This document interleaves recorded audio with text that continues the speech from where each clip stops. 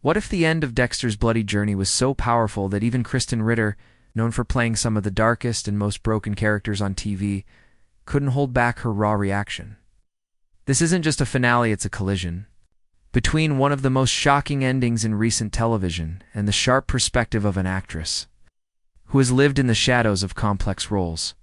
Tonight, we're diving deep into Krysten Ritter's reaction to Dexter Resurrection episode 10, The Final Cut. The story of Dexter has always been about walking a razor's edge between justice and monstrosity. From the beginning, Dexter Morgan has forced us to question what it means to be human when your darkest impulses drive you.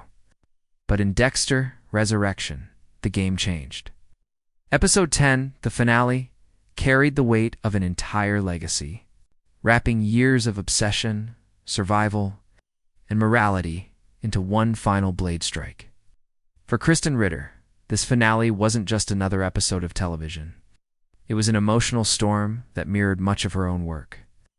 Fans remember her in Breaking Bad as Jane Margolis, a character consumed by tragedy, and as Jessica Jones, a woman scarred by trauma, yet fighting back with resilience. Watching her react to Dexter's final moments feels almost poetic. She wasn't just watching a story end, she was connecting with a character who, like many she has played, lived in the shadows of pain and conflict. As the episode begins, Ritter leans in, her eyes sharp, her expression unreadable. There's an energy in the air, as though she knows this finale will demand more than just passive watching. She's not just a viewer, she's a performer dissecting another performer's truth. The camera doesn't show her face directly, but her voice carries the weight of her thoughts. A low murmur escapes her. This is it. This is where everything comes crashing down. The power of this setup lies in what Dexter represents. For years he lived to live the loving family man and the monster of the night. But resurrection always comes with a price. Ritter senses it, and so do we. The finale isn't just about tying up storylines. It's about facing the one truth that Dexter, and perhaps all of us, try to avoid. You cannot escape who you truly are. What makes Ritter's reaction so fascinating is that she doesn't treat this like a simple plot twist. She approaches it with an actor's eye. She notices the subtleties, the way Michael C. Hall lets his silence speak louder than words, the way the tension builds in small glances before the storm breaks. Her commentary is layered, not just as a fan, but as someone who has been inside the mind of characters who live on the edge of destruction. By the time the first act of the finale closes, Ritter whispers something that feels almost like a prophecy. The mask is slipping, and once it's gone, there's no going back. Her words set the stage for everything that follows. And as the audience, we feel it too. This isn't going to be an ending we can easily walk away from. When you think of Krysten Ritter, one thing becomes clear. She has lived her career through roles that dance on the edge of light and shadow. She isn't the kind of actress who plays safe or simple characters. Instead, she dives into broken lives, damaged souls, and complex women who fight battles against both the outside world and their own inner demons. And that's why her reaction to Dexter Resurrection episode 10 feels so powerful. It's almost as if the finale was written for someone with her artistic spirit to respond to understand her reaction. We first need to draw the parallels. Ritter once stepped into the skin of Jane Margolis in Breaking Bad, a character who lived in a haze of love, addiction, and loss. Jane was fragile yet fiercely alive, and her death left fans devastated. Years later, Ritter embodied Jessica Jones, a woman hardened by trauma, self-destruction, and the burden of survival. Jessica was tough on the outside, but her story was one of pain, rage, and a desperate need for healing. Both Jane and Jessica carried shadows within them, the kind of shadows Dexter Morgan also carries. So when Ritter watches Dexter wrestle with his own final choices, she isn't just seeing a fictional killer. She's watching a character haunted by duality, just as her own characters have been. This emotional overlap makes her commentary resonate more deeply than any casual fan's reaction in the opening moments of the finale. As Dexter moves closer toward his inevitable fate, Ritter mutters something almost chilling. He's always been walking this line. But now, Now it feels like the line itself is disappearing. There's a quiet weight in her words, the kind of weight that only someone who has lived inside dark narratives could bring to the surface. But beyond her personal connection, Ritter also represents us, the audience. She's not afraid to say what we're all thinking, but can't put into words. She doesn't sugarcoat it. She doesn't rationalize it. Instead, she leans into the discomfort, the unease, the raw emotional mess that Dexter creates in his final act. Her perspective also adds something else: credibility. Ritter has spent years on sets where characters wrestle with morality, grief, and the consequences of violence. She knows the craft. She knows when a performance is authentic and when it's forced. Watching Michael C. Hall's subtle movements, the way his eyes betray everything he's holding back, Ritter doesn't just nod in admiration, she breaks it down. "That's not just acting," she whispers. "That's a man who knows the weight of what he's carrying." He doesn't have to say a word because his silence says everything. It's moments like this that transform her reaction from just another celebrity take into something meaningful. It's analysis born from empathy. It's not just about the shocking twist, it's about the artistry of storytelling. Ritter sees the pain under the mask, the humanity inside the monster, and that's why Section 2 matters. This is where we understand the deeper reason why her reaction holds so much value. It's not random. It's not surface level. It's rooted in her own career, her own characters, her own understanding of what it means to live in the dark corners of human nature. As she continues watching, she draws the audience into her own thought process. She makes us ask the question, are we watching Dexter fall apart, or are we watching ourselves reflected in his descent? Every great finale begins with a sense of weight pressing down on every frame, and Dexter, Resurrection Episode 10, is no different. From the opening minutes, the atmosphere is thick, like the calm before a storm that refuses to hold back. The score hums low, the camera lingers on Dexter's face longer than usual, and every silence carries 1,000 unspoken truths.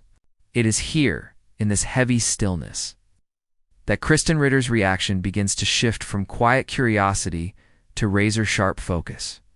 She leans forward, almost bracing herself, and whispers under her breath, "This isn't just building tension. Building confession." Her words cut through the scene like a scalpel. "Do her." It's clear the finale isn't just about what Dexter will do next. It's about what the truth will finally reveal. The brilliance of Ritter's perspective lies in how she reads between the lines. Most viewers see suspense. Ritter sees inevitability. She notices the way the camera isolates Dexter, framing him not as a predator anymore, but as prey boxed in by his own history, trapped by choices he can no longer outrun. She points it out. Softly, almost analytically, this doesn't feel like a man about to win. It feels like a man about to be exposed. Her reaction captures what makes this finale so gripping. Dexter has always been in control, calculating every move, bending his double life into something that worked at least for a while. But now everything feels fragile, like a glass about to shatter. Ritter's body language reflects that fragility. She doesn't sit back casually. She shifts in her seat, restless, as though she knows the walls are closing in. What's fascinating is how Ritter makes connections that many fans might miss in the heat of the moment. She sees echoes of earlier seasons, the tension of Season. For with Trinity, the moral dilemmas of Season 7 threaded into this final episode, she comments. Not in long speeches, but in precise, pointed thoughts. Every ending leaves fingerprints from the beginning. This is Dexter's fingerprint, finally catching up to him. And she's right. This finale doesn't just come out of nowhere. It's the sum of every decision Dexter has made, every life he's touched, every mask he's worn. Ritter feels the weight of that history, and as she reacts, she draws us into it too. Suddenly, we aren't just watching Dexter's story end where, watching years of tension, lies, and blood collapse into a single night. The stage is set, the storm is gathering, and Ritter knows it. She says nothing for a long stretch, her silence almost louder than her words earlier. Then, just as the first major turning point begins to unfold, she exhales slowly and murmurs, "This is it. The cracks aren't cracks anymore. They're breaking points. It's in that moment that the audience understands we are no longer waiting for Dexter's choices to catch up with him. They already have. The only question left is how much destruction the final cut will leave behind. The calm never lasts. Long in Dexter's world, just when the audience begins to think they know where things are going, the writers flip the knife and twist it deeper. In episode 10, the first shocking twist crashes down without warning. And Krysten Ritter's response is nothing short of electric. The scene begins innocently enough. A conversation. A tense silence. Dexter weighing his options like he always does. But then it happens, the moment that rips the mask off his carefully built life.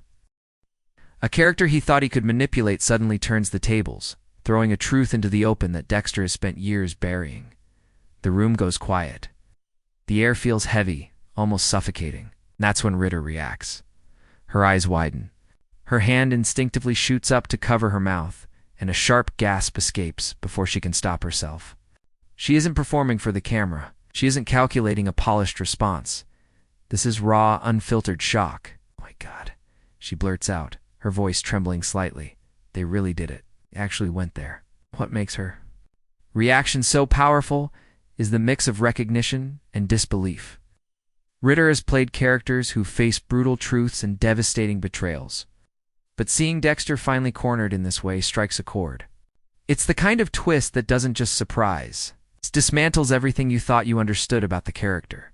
She leans back in her chair now, shaking her head, processing the moment. "This isn't a twist for shock value," she mutters, half to herself, half to us. "This is the truth catching him. Ow. This is karma knocking." Her voice is calm, but filled with intensity, like she's peeling back the layers of the story in real time. The brilliance of Ritter's perspective here is that she doesn't just react emotionally, she analyzes the weight of what just happened. She points out the subtle choices, the way the camera holds on Dexter's face a second too long, the way his silence screams louder than words, the way the other character refuses to back down. To Ritter, it's not just a twist, it's destiny arriving. And in that moment, you can almost feel the shift in the episode itself. The finale is no longer about whether Dexter will escape, it's about how far the truth will drag him down. Ritter feels it too. Her voice drops low, almost a whisper. He can't run anymore. He's not the predator here. He's the hunted. That realization hits hard. Watching Ritter react reminds the audience of something we've always known, but often ignored. Dexter's entire life has been a countdown. And this is the first loud tick of the final clock. For the next few minutes, she doesn't say much. Instead, she lets the silence stretch, her expression locked somewhere between awe and dread. And maybe that's the most powerful reaction of all. Because when Krysten Ritter, an actress who has seen and lived through some of the darkest stories on screen, is left speechless, you know the twist has landed. Exactly as it was meant to. The first twist might have shaken the ground beneath Dexter. But what follows is something far more dangerous. The collapse of his carefully controlled world. The walls are closing in, and every second feels like borrowed time. This is where the finale stops being suspenseful television and becomes an emotional war zone. In Krysten Ritter, she's right there, riding every high and low, as if she's strapped to the same runaway train. At first, there's silence, kind of silence that doesn't feel empty, but heavy, charged with 1,000 unspoken emotions. Ritter sits still, her hand pressed against her lips, eyes flickering across the screen like she's searching for an escape hatch that doesn't exist. Then suddenly she exhales, sharp, almost angry, and shakes her head. "No," she whispers, "this isn't just about Dexter anymore. This is about everyone he's touched. This is every scar coming back." Her words frame the episode perfectly. Because in this stretch of the finale, we see not just Dexter unraveling, but the ripple effect of his choices colliding with the people around him. Every betrayal, every lie, every desperate attempt to keep his mask intact, it all lands here. In brutal clarity, Ritter feels it deeply. She reacts not just to the plot, but to the humanity bleeding through it. One moment she's leaning forward, clutching her armrest, eyes wide in disbelief as a confrontation escalates. The next, she's slamming her hand against her leg, muttering through clenched teeth. He deserves this. He deserves every second of this. Yet only minutes later, her voice softens, almost breaking. But why do I still feel for him? Why do I still want him to make it out alive? Why, that's the roller coaster. Dexter is a monster, yes, but he's also the character we've lived with, rooted for, and somehow loved through all the blood and lies. Ritter captures this contradiction in real time, embodying the exact conflict running through the veins of every fan watching the finale. She doesn't let herself off the hook. She doesn't try to simplify her emotions. Instead, she lets them clash, overlap, and tear at each other. It's fascinating to watch her, because in some ways, her reactions mirror the emotional DNA of her own past roles. As Jessica Jones, she lived with rage, but never let go of vulnerability. Jane Margolis. She embodied love and destruction in equal measure. And here, as she watches Dexter face his reckoning, we see the same contradictions play across her response. Anger one second, sorrow the next, disgust followed by empathy. At one point, after a particularly brutal exchange, she just laughs. Not a laugh of joy, but one of disbelief. "This show is cruel," she says, almost amused by her own heartbreak. "It makes you hate him and still makes you beg for him." And that's when you realize Ritter isn't just reacting, she's voicing the exact emotional trap the writers built for us all. The tension rises.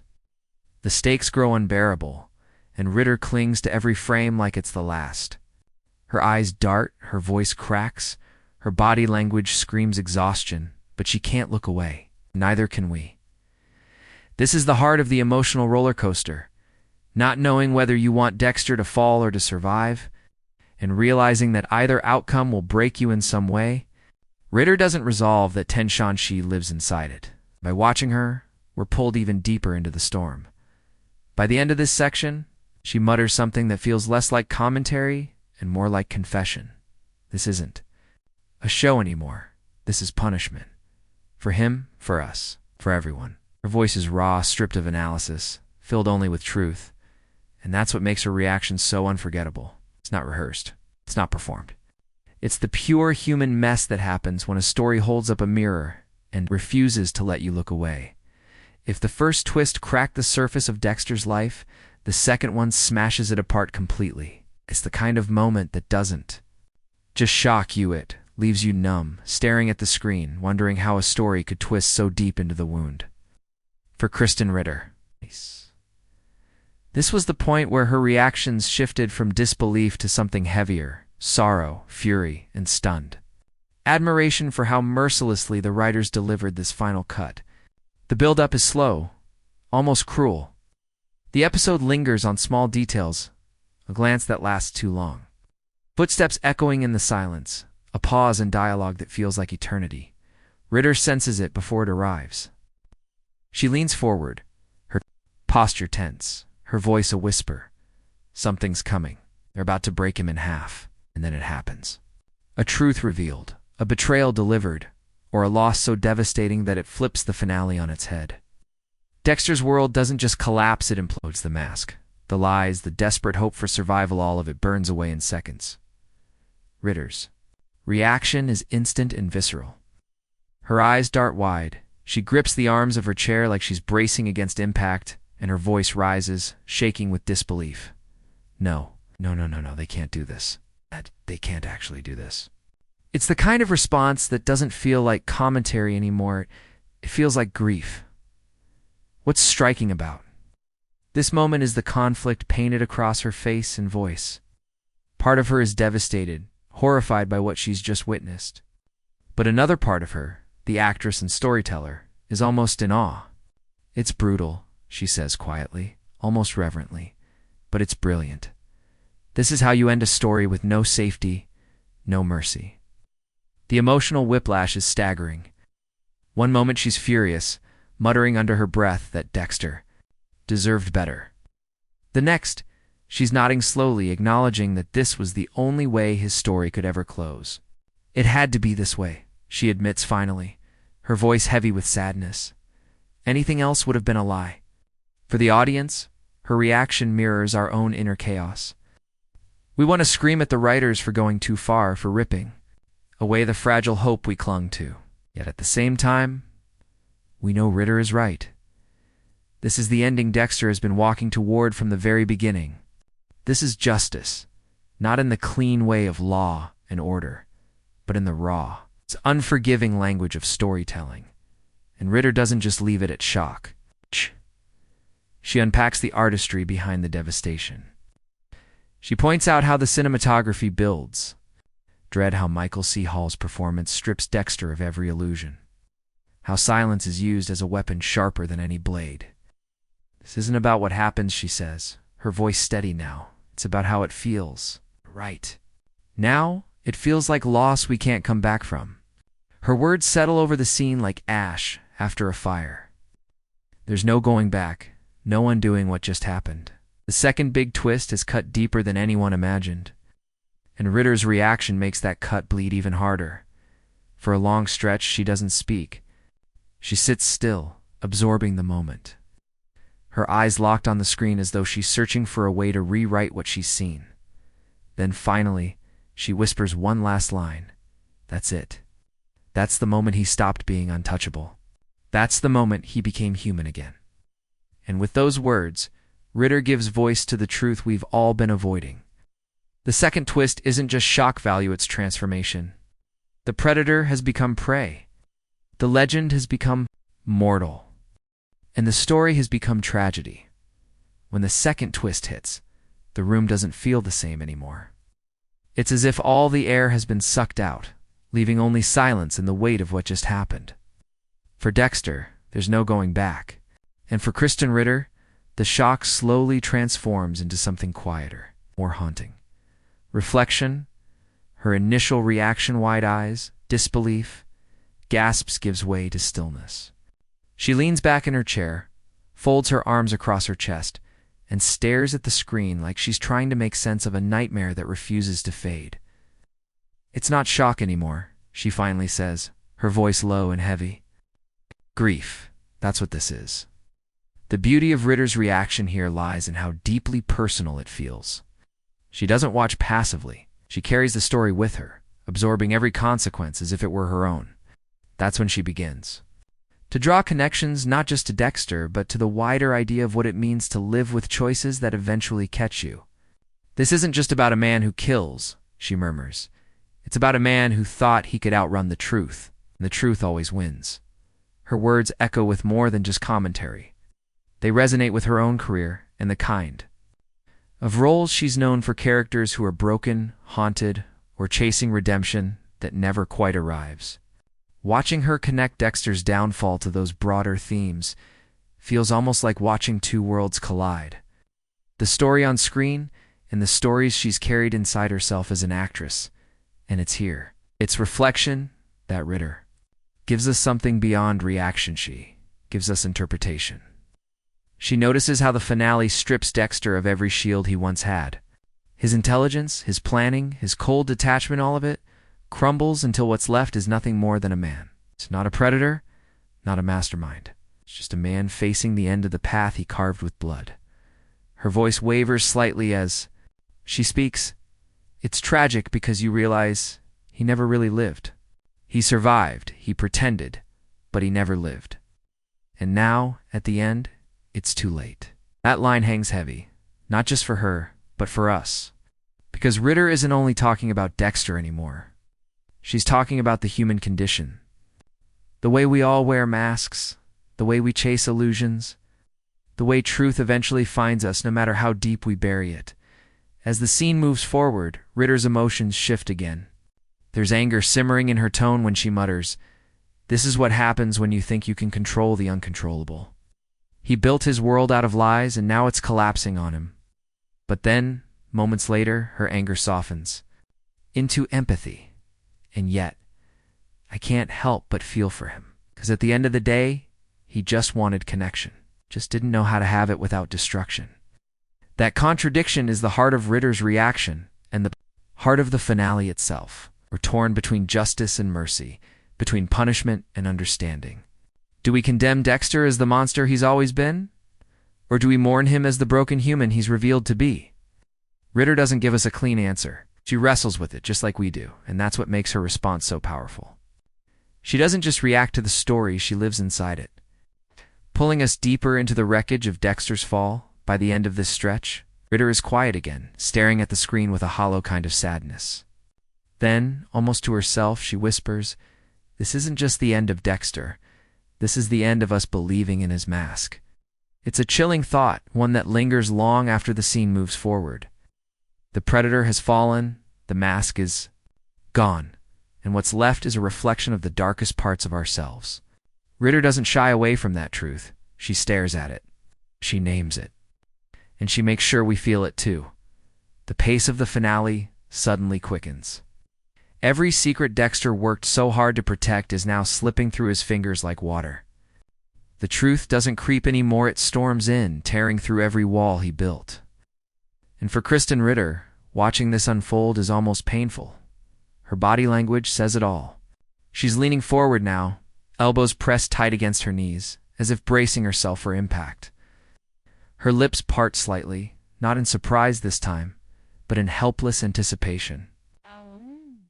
She knows what's coming, yet the weight of watching it unfold still crushes her.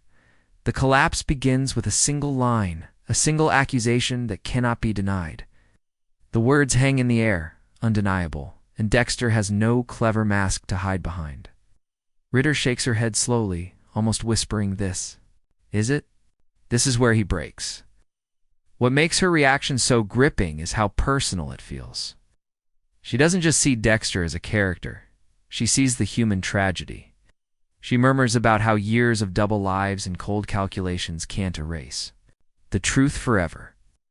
"You can only run so long," she says softly, "before everything caves in." And then comes the moment no one is ready for Dexter, stripped of control, facing consequences that even he cannot manipulate away. Ritter exhales sharply, almost wincing. Her hand covers her face, but her eyes peek through her fingers, unable to look away. She doesn't laugh. She doesn't cheer. She feels the collapse as if she's watching a real person's world shatter. Her voice cracks when she mutters, "This isn't about punishment anymore. This is about loss." And she's right. It isn't a cat-and-mouse game now, it's the dismantling of a man who believed he could defy the rules of life and death. The camera lingers on Ritter, capturing not just her reaction but her silence. The silence says what words cannot, that this is the end of the illusion. The moment when everything Dexter built is reduced to ruins. By the time the scene closes, Ritter is left sitting back in her chair, eyes glassy, whispering almost to herself, "There's no way out now." And that single line echoes louder than any twist, any reveal, because for the first time even Dexter looks small. Betrayal has always been a part of Dexter's story. He lives in shadows, builds false bonds, and uses people as pieces on his board. But in this episode, betrayal strikes in the one place he never thought it would. And Ritter's response to this shift is unforgettable. The scene begins quietly, most tender. A character Dexter trusts someone close. Someone vital looks at him with heavy eyes. There's hesitation, a crack in the voice, a pause before the storm. Ritter leans forward immediately, sensing what's coming, her brows knit together, and she whispers, "Don't do it. Don't betray him." Then the words fall. A secret slips out, or a choice is made. And the knife goes straight into Dexter's back, not literally, but in a way that cuts far deeper. Ritter's whole body reacts. She jerks back in her chair, gasping so sharply it almost sounds like a sob. Her hand covers her heart, and she lets out a pained laugh. "Of all people," she mutters, shaking her head. Of all people, it had to be them. This isn't the clean, satisfying betrayal you might see in other shows. This is messy, layered, and soaked in years of history. And Ritter doesn't shy away from that pain. She points out how betrayal in Dexter's world isn't just about losing trust. It's about ripping away the last illusion of control. Her voice lowers, filled with empathy. That's what hurts the most, he thought he could still hold on to. This bond, but even that wasn't real. Even that crumbles in the end. As the fallout spreads, Dexter doesn't rage. He doesn't lash out like the predator we know. Instead, he falters, his silence heavier than words. Ritter notices it instantly. She leans in close to the screen, whispering, "Look at his face. He's not angry, he's broken. That observation changes everything. Because betrayal isn't about the act, it's about what it leaves behind. The look in Dexter's eyes, the hollow quiet in his voice, the way his body shifts, as if carrying a weight too heavy, it's a death of its own. Ritter's commentary sharpens again as she wipes at her eyes. It's fighting the pull of the scene. This isn't revenge. This isn't justice. This is the cost of living a lie. He created this, and now he's drowning in it. The camera lingers on her as she exhales, defeated, her voice almost breaking. Sometimes the deepest cut doesn't come from your enemies. It comes from the people you thought would stand with you. And that's the core of betrayal in this finale. It's not about Dexter losing the game. It's about Dexter losing the last fragile thread that kept him tethered to humanity, and Ritter feels that loss with every nerve, making her reaction a mirror for the audience's own heartbreak.